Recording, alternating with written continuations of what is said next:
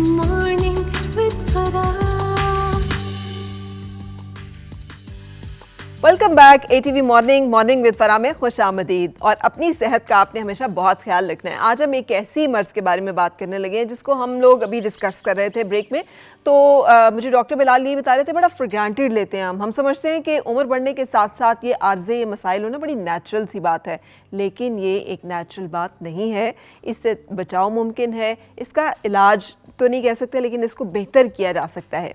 आज हम बात करने वाले हैं पार्किंसंस के बारे में, जिसे राशे की बीमारी भी कहते हैं। हमने अक्सर देखा है बुज़ुर्गों के हाथ जो है वो कांप रहे होते हैं या उनके एक लर्जे की कैफियत जो है वो तारी होती है। आज इस बारे में हमें बताएंगे हमारे बहुत मारूफ फिजियोथेरेपिस्ट हैं, कंसल्टेंट फिजियोथेरेपिस्ट मेरे साथ हैं डॉक्टर बिलाल। अस्सलाम वालेकुम। वालेकुम सलाम। कैसे हैं बिलाल? अल्लाह का शुक्र है। अच्छा, ये पार्किंसंस जो है ये ज़्यादा हमारे इलाकों में पाया जाता है या ये हर मुल्क के ज़्यादा उम्र के लोगों में पाया जाता है, या ये कम उम्र के लोगों को भी अब हो रहा है? हमारे मुल्क में ये कम है। अच्छा, कंपैरेटिवली कम है, क्योंकि ये ज़्यादातर जो इसके सिम्टम्स हैं वो आफ्टर 60 नज़र आते हैं। ये 20 साल के बच्चे को भी हो सकती है। देयर इज़ वो कोई हार्ड एंड फास्ट रूल नहीं है, लेकिन नॉर्मली अबव 60 में देखने में आती है। हमारे यहाँ अनफॉर्चुनेटली लाइफ एक्सपेक्टेंसी इतनी ज़्यादा नहीं है। 85 से ऊपर के जो पॉपुलेशन है वो हमारे यहाँ कम है, उसकी परसेंटेज, जिसकी वजह से ये हमें कम देखने में नज़र आते हैं इस तरह के मरीज़। लेकिन अगर आप अमेरिका, कनाडा, बरतानिया ऐसे मुल्कों में अगर देखें जहाँ पे लाइफ एक्सपेक्टेंसी ज़्यादा है, लोगों की उम्रें लंबी हैं, उनमें ये रेशो ज़्यादा होती है। राइट। अच्छा, मुझे ये बताना कि इसका मतलब क्या सिम्टम्स है, और क्या सब सिम्टम्स से पहले मुझे वजूहात के बारे में बात कर लें। इसके बारे में तो कहा जाता है पता ही नहीं है कि क्या वजह है।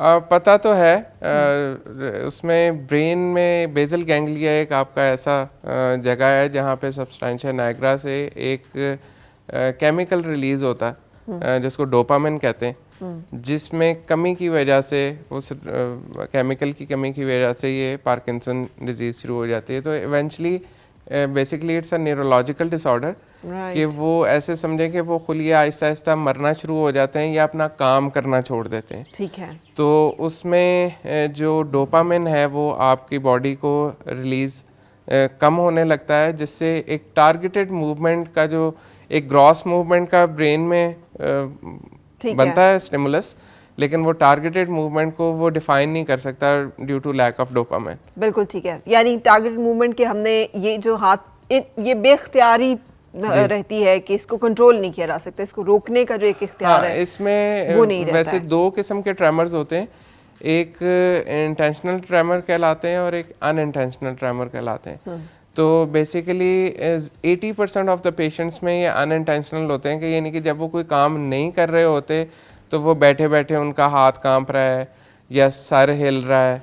अनइंटेंशनल जब वो है 80% ऐसे पेशेंट। लेकिन 20% ऐसे भी पेशेंट होते हैं जो कि नॉर्मल बैठे हैं तो दे आर नॉट मूविंग, उसमें कोई ट्रेमर नहीं है, लेकिन जब वो कोई चीज़ जैसा पानी का गिलास पकड़ने लगे ना, पानी का गिलास पकड़ते ही उनका हाथ कांपना शुरू हो जाता है जब वो हाथ लेके आते हैं। ठीक है। तो वो उनकी रेशो कम है, but they are both tremors, और इसमें इनको दोनों को पार्किंसन क्या में किया जा सकता है इसके बारे में, और क्या इसका कोई जेनेटिक लिंक भी है? यानी अगर वालिदैन में से किसी को था या बुजुर्गों में किसी को था, तो क्या ये अगली नस्लों में भी मुंतकिल होगा? जेनेटिक लिंकेज इसकी इतनी ज़्यादा नहीं है, जैसे दूसरी डिजीज़ काफ़ी ज़्यादा जैसा शुगर, ब्लड प्रेशर चीज़ें वो आती हैं, लेकिन ये इसका 10 to 15% कोरिलेशन देखा गया है जेनेटिक से, कि अगर आपके दादा को या वालिदैन में से किसी को वो था तो इट जस्ट पास ऑन। लेकिन 90% समझें कि वो एक पर्सन को खुद ही होती है ये, ठीक है, and they don't pass it on normally. तो इसमें जो बेसिकली अलामात हैं वो शुरू में Aahista Aahista, it's called like it's a progressive disease. ठीक है। ये एक 0 से स्टार्ट होती है और फिर इसकी 5 स्टेजेस हैं, स्टेज 1 2 3 4 5। तो 1 2 में जो सिम्टम्स आपको नज़र आएँ तो उससे कम से कम आपको अंदाज़ा हो जाना चाहिए कि ये हमारे बुज़ुर्ग जो हैं या जवान जो हैं वो इस तरफ को जा रहे हैं। चल पड़े। वो अर्ली सिम्टम्स क्या हैं जिनके ऊपर हमारी अर्ली निगाह रहनी सिम्टम्स चाहिए? तो जो नॉन मसल रिलेटेड हैं उसमें स्मेल का चले जाना, किसी और चीज़ की स्मेल नहीं आ रही, स्मेल का चले जाना। ठीक है। ये साइड से जिसको ड्रोलिंग कहते हैं, जिस तरह राल टपकने, ऐसे बैठे हुए या रात में सो के उठे हैं तो तकिया आपका गीला है, सही। This is one of the sign. फिर इसके साथ आपके जो फेशियल एक्सप्रेशंस है ना, वो बिल्कुल ऐसे फ्लैट से हो जाते हैं जैसे आपने मास्क पहना हो। ठीक है। तो मास्क में कोई वो अगर एक स्माइल है तो वो स्माइल ही रहती है, अगर कोई सैड है तो वो सैड ही रहता है। ठीक है। तो वो फेशियल एक्सप्रेशंस चेंज नहीं होते। सही। इस तरह की ये छोटी छोटी चीज़ें जो आप ऑब्जर्व कर सकते हैं और उसमें देखते हुए, जैसे कि स्लाइड में भी इन्होंने मेंशन किया। फिर कुछ ऐसी अलामात हैं जो कि मूवमेंट रिलेटेड है, यानी कि उसमें वो ट्रेमर हमें नज़र आ जाता है कि वो हाथ हिल रहा है, या बीड काउंट साइन है। ये इसको बीड काउंट साइन कहते हैं, जैसे तस्बीह के दाने नहीं फेर रहे होते, तो ये आपका अंगूठा इस इंडेक्स फिंगर के साथ ऐसे टच कर रहा होता है। ठीक है। तो ये एक साइन है। फिर स्लोनेस ऑफ मूवमेंट, यानी कि वो बैठ के उनके लिए उठना और पहले 2-3 कदम लेने ज़रा मुश्किल होते हैं। ठीक है। और बड़ा छोटे छोटे स्टेप लेने शुरू कर देते हैं, उनकी जो वाइडनेस ऑफ मूवमेंट है वो ख़त्म होती जाती है। सही। तो ये सिम्टम्स हैं जो आपको मूवमेंट। अच्छा, फिर वो सोने में एक तो डिस्टर्ब स्लीप होती है और रेस्ट लाइक लेग सिंड्रोम होता है। उसमें रेस्ट लाइक लेग सिंड्रोम को आप इस तरह ऑब्जर्व कर सकते हैं कि वो ऐसे ही लेटे हुए अपने एंकल पंप्स करते रहेंगे, ठीक है। टांग को कभी फोल्ड करेंगे, कभी सीधा करेंगे।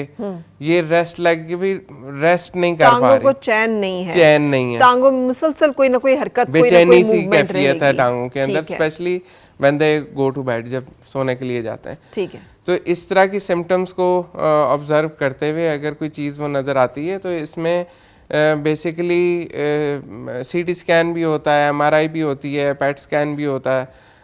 ये स्कैन करवा के तो कम से कम रूल आउट किया जा सकता है अर्ली कि ये पेशेंट इज़ गोइंग टूवर्ड्स ठीक है। पार्किंसन। फिर इसमें कुछ मेडिसिन है जो कि लिवाटोपा दी जाती है पेशेंट को, उसका डोपामिन रिलीज के लिए, ताकि वो सिम्टम्स को हम मिनिमाइज रखें और आहिस्ता आहिस्ता लो डोज से उसको जो है ना विद इन फंक्शनल कंडीशन। तो जितनी अर्ली स्टेज पे आप इसको एड्रेस करेंगे और वो पेशेंट इंस्टेड ऑफ, क्योंकि मसल्स में इसमें स्पास्टिसिटी हो जाती है। ठीक है। मसल्स जो हैं वो इसको हम लेड पाइप और कॉग व्हील स्पास्टिसिटी कहते हैं। तो ये स्पास्टिसिटी इनिशिएशन ऑफ मूवमेंट के लिए, स्पार्सिटी का मतलब है सख्त हो जाते हैं, जामद हो जाते हैं। लेड पाइप होती है, जैसे एक लेड पाइप हो, आप जब उस पर इनिशियली जोर लगाते हैं वो नहीं मुड़ता, लेकिन जैसे ही वो मुड़ना शुरू होता है तो एक बिल्कुल स्मूथ मूवमेंट के साथ रेजिस्टेंस देते हुए वो ठीक है। बेंड हो जाता है। कॉग व्हील होता है जैसे रहट, जिसको वो जिसमें पानी निकलता है ना, वो एक एक रुक के चल रहा है। ठीक है। तो उसमें थोड़ी थोड़ी मूवमेंट, झटके वाली मूवमेंट मूवमेंट जर्की होती है, मूवमेंट जर्की मूवमेंट होती है, लेकिन ऑन पैसिव मूवमेंट, जब कोई और जोर लगा रहा हो। ठीक है। तो ये तमाम अलामात चूंकि जिन घरों में बुजुर्ग हैं और हम सब ने भी एक उम्र के उस हिस्से में पहुंचना है, तो अभी से अपने अंदर ये अर्ली सिम्टम्स जो हैं उनको तो आप नोट करना शुरू कर दें। अब इसको प्रिवेंट कैसे किया जा सकता है? क्या कोई ऐसी लाइफस्टाइल चेंजेस हैं या कुछ ऐसी एक्सरसाइजेज हैं जिनके करने से हम इससे बच सकते हैं या इसका डिले कर सकते हैं इसको? बिल्कुल, दैट पार्ट ये ऐसा ही है कि हम इसको अगर वंस वी नो इट कि ये हो गया है तो हम इसकी एक्सरसाइजेज और वो चीज़ों की तरफ आएँ, लेकिन अनफॉर्चुनेटली ऐसा मुमकिन नहीं है कि हम इसको प्रीएम्प्टिवली ऐसा कुछ करें कि ये हो ना। ठीक है। अगर ये होनी है, लेकिन इसमें देखने में आया है और बड़ा हैरानकुन सा वो फिगर्स हैं कि जो फार्मर्स हैं इनमें रेशियो पार्किंसंस की ज़्यादा है, जो किसान हैं, और जो वेल्डर्स हैं, अच्छा। जो वेल्डिंग करते हैं, वेल्डिंग के शोबे से वाबस्ता है। अब इस चीज़ का रीज़न नहीं पता साइंसदानों को कोई, वाई दीज टू प्रोफेशंस, वो ज़्यादा अजीम बॉक्सर मोहम्मद अली को भी पार्किंसंस हुई थी, मींस उनका भी ज़्यादा स्ट्रेनवस वर्क था और वो चीज़ें जो ज़्यादा आप बहुत क्या ज़्यादा इसका मुशक्क़त स्ट्रेस वाला से- काम करते हैं। अच्छा, स्ट्रेस से, दबाव से, इस तरह की किसी चीज से कोई ताल्लुक है? स्ट्रेस तो बिल्कुल वो कहते हैं ना कि हर चीज़ का हर ट्रिगर है। चीज़ का फैक्टर है। लेकिन इसका स्ट्रेस डाइट से, किसी खास खुराक से कोई लिंक नहीं नहीं, है? ऐसा नहीं है। और ना ये कंटेजियस है, ऐसा भी नहीं कि किसी को हो गई है तो दूसरे से लग जाएगी, ठीक है। या आपके किसी फर्द को हुई है तो उससे इनहेरिटेंस में जाने के बहुत कम चांसेस हैं, बहुत कम 5 to चांस, 10%। बिल्कुल सही। तो मेरा ख्याल है कि हम अपने एक्सरसाइज एरिया की तरफ चलते हैं, ताकि हम वो एक्सरसाइजेज जो लोग इससे अर्ली सिम्टम्स नोट करें, या वो बुजुर्ग जिनको कि ऑलरेडी ये मसला हो चुका है, तो वो कैसे फिर इससे बेहतरी ला सकते हैं इसके इलामात में? एक्सरसाइज शुरू कराने से पहले एक फिक्रे में मैं इसको अगर सम अप करूं कि आपने पेशेंट को ये कन्विंस करना है कि you have to think big. अच्छा। ये एक सर्टिफिकेशन है, सर्टिफाइड LSVT बिग प्रैक्टिशनर। तो इसमें आपने जो पेशेंट है उसको कहना है कि आपने कदम उठाना है तो बड़ा उठाना है, इतना बड़ा कि जितना आप बड़ा उठा सकें। ठीक है। तो जब ये डिजीज़ होती है ना, अगर नॉर्मल मैं आपको करके भी दिखा दूं कि किस तरह से जैसे उसको- हम फर्ज किया कि मैं पेशेंट हूँ, जी, तो आप मुझे क्या कहेंगे कि मैं बड़ा कदम उठाऊं? अच्छा, अब नॉर्मली जो पेशेंट है ना वो यहाँ से इस तरह खड़ा हुआ है और वो सपोर्ट के साथ या वॉकर के साथ, तो वो छोटे उसके छोटे, हाँ, उसके छोटे छोटे कदम ले। कदम ऐसे शुरू होंगे। ठीक है। अब हमने उसको पेशेंट को कहना है कि आपने जो स्टेप लेना है वो आपने इतना बड़ा लेना है, इतना बड़ा। इतना बड़ा। जब ठीक वो है। इतना बड़ा स्टेप का जहन में सोचेगा ना, तो फिर वो इतना लेगा। ठीक है, सही। उसकी जो कैलकुलेशंस है ना ब्रेन में, जी। वो स्टिफनेस की तरफ और वो रिजिडिटी की तरफ होती हैं। जी, ठीक तो है। उसको आपने ओवरकम करने के लिए ना जिस्म को बेसिकली खोलने वाली, स्ट्रेचेस वाली एक्सरसाइजेस, वो आपकी जो है ना, ठीक है। वो शाह, साथ होंगी। आप ये एक दफ़ा कैमरे को दिखा दीजिए कि ये वो तमाम एक्सरसाइजेज हैं कि जो पार्किंसंस से मुतासरा जो लोग हैं वो करते हैं। सो ये कुछ एक्सरसाइजेज जो कि अभी आपको बिलाल डेमोन्स्ट्रेट करके बताएंगे, ये आप देख सकते हैं स्क्रीन पर। ये वो कुछ ऐसे एक्सरसाइजेज हैं जिनके करने से जो लोग इस मर्ज से मुतासर हैं, पार्किंसंस से, उनको बेहतरी आ सकती है अलामात में। जी बिलाल, ये कैसे होंगी ये एक्सरसाइजेज? ये एक्सरसाइजेस ली सिल्वरमैन एक स्पीच थेरेपिस्ट है अमेरिका में, इन्होंने ये एक इसका big part is called LSVT big, this program. असल में ऐसे पेशेंट्स में ना स्पीच का भी इशू होता है। ठीक है। उन्होंने सबसे पहले स्पीच की एक्सरसाइजेस और उसके बारे में काम किया, फिर जो उसका फिजिकल थेरेपी वाला पार्ट था उसके लिए डिफाइंड ये 7 एक्सरसाइजेस हैं। ठीक है। तो 7 कैसे होंगे एक्सरसाइजेस शुरू? हैं और उसके आपने 16 डेज उसके सेशंस हैं। ठीक है। और फर्स्ट डे आप पेशेंट को वीडियो टेप करते हैं और फिर 16 डेज करते हैं। ठीक है। तो you can see the comparison. लेकिन जो लोग अभी घर में हमें देख रहे हैं, अगर हम उन्हें ये बता रहे हैं तो वो आज से शुरू करके 16 दिन तक नॉन स्टॉप एक मखसूस अंदाज ये 7 एक्सरसाइजेस ऐसे रिपीट करें और पहले दिन वीडियो टेप करें खुद, और फिर इसको 16th डे, ठीक है, इसमें संडे ऑफ करें and then move on to like Next day. 18-19 दिन में इनके ये सारे ठीक है। सेशंस हो जाएंगे पूरे। तो पहली एक्सरसाइज क्या है फर्स्ट इसमें? एक्सरसाइज है जी, टांगे पहले आपने ऐसे खोलनी, बिल्कुल खोल के हैंड्स फॉरवर्ड लेके आए, और पूरी स्ट्रेच के पूरी साथ? स्ट्रेच के साथ, बिल्कुल ऐसे ठीक है। जितना आगे आप जा सकते हैं ऐसे बैठे बैठे। ठीक है। फिर हाथों को नीचे लेके आए, फ्लोर के साथ टच करें, टच करके फिर ऊपर उठें हैंड्स अप पोजीशन में, और उसके बाद साइड पे खोलें पूरे स्ट्रेच के साथ, और पूरे स्ट्रेच के साथ पाम्स जो हैं ये facing front, front, and then bring the hand back to your thighs with the sound। ठीक है। ठीक है, ये ऐसे करके आपका ये एक्सरसाइज 1 है। ठीक है। ठीक है, एक्सरसाइज 2 पे आए। ये एक्सरसाइज आपने यहाँ से शुरू की, साइड से थोड़ा सा हाथ ऊपर लेके गए, यहाँ से आपने ये हाथ उसने बहुत लूज सा, लूज हाथ ऐसे रखा हुआ करके है। रखें। तो क्या हाथ का भी पूरा स्ट्रेच नहीं होगा? पूरा स्ट्रेच होगा। हाँ, पाम भी पूरी स्ट्रेच होगी। Shah, you are young man, अगर आप भी पाम पूरी स्ट्रेच नहीं कर पा रहे तो फिर तो माशाल्लाह है। यानी ये पूरी आप पाम, आपकी जो हथेली है, इसका भी पूरा स्ट्रेच इन होगा। सब एक्सरसाइजेज में सबसे टेक्निकल एक्सरसाइज ये वाली है। हाँ। ये मुश्किल है एक्सरसाइज, अच्छा, यहाँ से आप नीचे से एक डिप लेके, अगर शाह इजाजत दें तो ये एक्सरसाइज मैं करके दिखाता हूँ। हाँ प्लीज। ठीक है, बिल्कुल। हाँ इसमें आपने थोड़ा सा आगे होके बैठना है। ठीक है। टांगे आपने ऐसे खोली, ये हाथ आपका साइड पे आया, गया। ठीक है। यहाँ पे इधर से स्टार्टिंग पॉइंट है, and then by sitting you will move to, इसको थोड़ा सा इधर, ठीक है। ये आप देख रहे हैं मेरा बाजू, और ये वाली मेरी टांग, ये ऐसे करके स्ट्रेट जाएगी। बिल्कुल। और ये ऑलमोस्ट ये योगा का एक पोज है। इसी तरह आपने इस साइड पे भी किया और इस साइड पे भी, यहाँ से आपने ये लेग्स ओपन, राइट, बिकॉज वही बिग है, हर चीज बिग है। ठीक है। इसको स्ट्रेच किया, यहाँ से नीचे को जैसे आपने कोई फिश निकाली अंदर से, हाँ। और आगे सन को आपने शो किया। ठीक है। ठीक है। अच्छा, और leg straight with the arm straight. Right.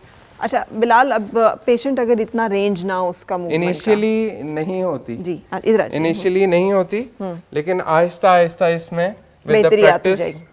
ये जो अभी हमने एक्सरसाइज की, कितनी दफ़ा रिपीट करनी है? ये एक्सरसाइज आपने 6 रेपिटेशंस करनी है इसकी। एक दिन में? हर एक्सरसाइज की एक सेट में एक दफ़ा दिन में करें वैसे, लेकिन जो पहले वाली इस तरह बताई है तो ये 6 दफ़ा आपने ठीक है करके ये एक सेट हो गया आप। फिर ये दूसरा सेट, फिर ये दूसरा 6 दफ़ा एक्सरसाइज करनी, 6 दफ़ा इस साइड की, 6 दफ़ा इस साइड की। पहले 1 2 ये ऐसे करके 12 दफ़ा आप करेंगे तो ये 6 ईच हो जाएगा। एंड नेक्स्ट हमारी एक्सरसाइज नेक्स्ट एक्सरसाइज है, अच्छा इसमें आपने ये एक्सरसाइज का एक पोज है, इसमें आपने बिग स्टेप लेके वापस आइएगा, बिग स्टेप लेके यहाँ से उठाएंगे इस तरह, बिग स्टेप, और आर्म्स ऊपर, आर्म्स ऊपर, स्टेप बैक करें, फिर ऑल्टरनेट स्टेप लेना है दूसरी साइड से। अच्छा, जो स्टार्टिंग पोजीशन है ना, कि यहाँ से आप स्टार्ट करेंगे, यहाँ पे हैंड आपके ऑन द थाइज होंगे, ये देखें, ठीक है, ये पूरा यहाँ से लेके ये देखें, हाथों को मैं स्लोली करता हूँ, यू विल सी। और आर्म्स जो हैं वो उनका आप देखिए पूरा ऊपर शोल्डर लेवल तक, जितना आपकी रेंज है आर्म की, फुल रेंज मूवमेंट करनी है, ताकि उसमें एक पूरा स्ट्रेच मिले। बिल्कुल वो है। ये एक्सरसाइज 3rd है। 4th एक्सरसाइज में आपने ये हम, अच्छा ये ट्विस्ट वाली नेक्स्ट है, ये साइडवेज स्टेप है। लेकिन ये तो बहुत छोटा सा स्टेप लेता है, ये तो यूं करके कर देता है। जैसे तस्वीर के लिए हम नहीं है। एक सेकंड, यहाँ पे ऐसे, राइट, इसको ये आपने ऐसे खड़े हुए हैं सीधे, और ये है, ठीक है, ये है पोज, ये इस साइड, ये इस साइड, ठीक है। थोड़ी सी टेक्निकल एक्सरसाइजेज हैं, मींस इसमें टेक्निकलिटी सिर्फ ये है कि आपने अपनी बॉडी का फुल रेंज मूवमेंट लेना है, आर्म्स का भी फुल, राइट, जितना ऊपर और जितना खुला, राइट लेफ्ट, ठीक, ये दोनों साइड पे, ये साइडवेज हो गया, डन। ठीक है। इसके अलावा ये एक्सरसाइज 4th है। इसके बाद फिर अच्छा, इसको सामने हाथ रखे और स्टेप आगे लेके जाते हुए आपने ऐसे इसको पीछे किया, ठीक है, ये ठीक है, और ये क्लोज, ठीक है। फिर दूसरी साइड फिर हाथ आए, फिर दूसरा पाँव, और जब पाँव लेके आना मैं स्लोली करूँगा ताकि समझने में आसानी हो।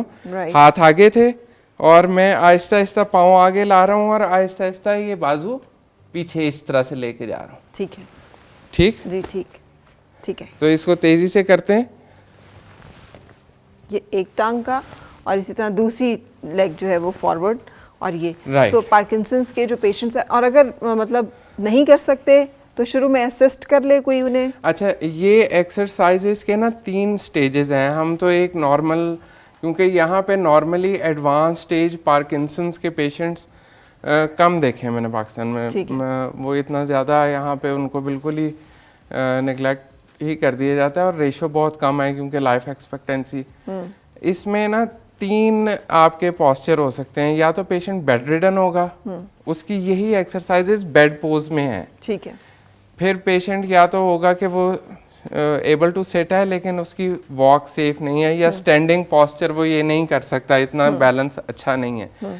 उसके लिए यही exercises, they are called modified postures जो हैं दोनों, बेड में एंड चेयर में। वो कैसे होंगे? जैसे फर्ज की आप समझे कि मूवमेंट नहीं कर सकता है, राइट, तो देन इसको हमने कैसे फिर वो ये करवाना? बैठ के होंगी एक्सरसाइजेस। ठीक है। यही एक्सरसाइज बैठ के होंगी चेयर के ऊपर। राइट, ठीक है, ठीक है। चेयर पे होंगी और पोज अपर बॉडी का यही रहेगा, लेकिन उसमें मूवमेंट जितनी आप चेयर पे बैठ के ऊपर से और इसको वो करवा सकते हैं, ताकि पेशेंट का रिस्क है फॉल का, and you if you think कि भाई अभी उसमें इतने बैलेंस का वो नहीं है, तो उसको आहिस्ता आहिस्ता से फिर हम उस पर लेके आते हैं। लेकिन नॉर्मली जो पेशेंट अगर आप अर्ली टू मिड स्टेज 3 तक वो अगर है, तो उसमें ये एक्सरसाइज वो खड़े होके, इसमें हम क्या करते हैं, नॉर्मली एक गेट बेल्ट साथ होती है, ठीक है। और उससे थेरेपिस्ट ने साइड पे Hold उसको किया जरा होता है। होल्ड किया होता है Strength दी कि होती है। अगर वो अनबैलेंस हो तो we can hold him. Hold him, ठीक है। ठीक, और तो घर में भी कर सकते हैं कि कोई इस तरह की चीज बांध कर और हाँ। उससे आप सपोर्ट दे सकते हैं, सपोर्ट साथ, ले लें ताकि और वो गिरे नहीं। साथ वो गिरे नहीं। जी बिल्कुल सही। अच्छा, अब कौन सी एक्सरसाइज इसके बाद है? इसके बाद ये रॉक है। हाँ, ठीक है, ठीक। बिल्कुल इसी तरह अब दूसरा पाँव। और यही एक्सरसाइज अगर बैठ के करनी हो तो फिर क्या होगा? ये फिर? ऐसे ही होगी, ये ऐसे बैठे, अब एक पाँव निकालें और दूसरा ऐसे हाथ निकालें, ठीक है, और फिर स्विच करें। ठीक है। पाँव इसी- भी और टांग भी टांग भी स्विच करें। राइट। ये उन लोगों के लिए जो खड़े नहीं जो हो खड़े नहीं हो सकते या इनिशियली जिनका फॉल रिस्क है, we'll start from that exercise. बिल्कुल यही सही। एक्सरसाइज आप बेड में भी कर सकते हैं, ठीक है, जिनका जो इवन सिटिंग भी नहीं टॉलरेट कर सकते। बिल्कुल ठीक। इसके बाद अब कौन सी रह गई हैं एक्सरसाइजेस? एक लास्ट वन है ट्विस्ट वाली, 7th एक्सरसाइज है। और अच्छा, ये एक्सरसाइज आपने ऐसे ट्विस्ट की, ये आपका लेफ्ट वाला पाँव राइट पे जाएगा और राइट वाला लेफ्ट पे आएगा। इसको ऐसे कर, ये मेरे हाथ ऐसे मैंने इनिशियली लेके गया, थोड़ा सा बचिएगा, और ये ठीक है, ठीक है, और यहाँ से वापस फिर ऐसे किया, और ये वाला पाँव मैंने ऐसे किया। ठीक है। तो ये एक उसकी ट्विस्टिंग मूवमेंट है, यानी कि यहाँ से बाजू मेरे पूरे अपर डायफ्रेम जो है ये पूरा वो ट्विस्ट हुआ है पूरा वेस्ट twist हो गया, लेवल पे। waist बिल्कुल level ठीक पे। है। सो अगर कोई इन एक्सरसाइजेस को नेट पे सर्च करना चाहे तो किस नाम से सर्च करें? LSVT बिग, LSVT बिग के नाम ली से। Silverman voice treatment big, Right. BIG लिखेंगे तो उस पे मोर लाइकली। तो ये एक्सरसाइजेज हैं, ये आपको मिल जाएंगी पार्किंसंस के पेशेंट्स की। कोई भी घर में ऐसा बुजुर्ग है जिसको ज़रूरत है तो ज़रूर ट्राई करके देखिएगा। जैसे बिलाल बता रहे हैं कि 16 दिन में इन एक्सरसाइजेज को करवाने से अच्छे रिजल्ट्स जो हैं वो उनकी रेंज में, उनकी क्वालिटी ऑफ लाइफ में हमें मिल सकते हैं, और उनके मर्ज़ में और उनकी जो अलामात हैं उसमें खासी हमें बेहतरी और ज़िंदगी के मामलात को करने में उनको आसानी महसूस होगी। Thank you very much Bilal for sharing this knowledge with us. बहुत शुक्रिया। ब्रेक के लिए रुकते हैं, और ब्रेक के बाद मुलाकात होगी आपसे किचन में। आओ फिर से मुस्कुराए और मिलके गुनगुनाए हैं गुमशुदा जो खुशियाँ।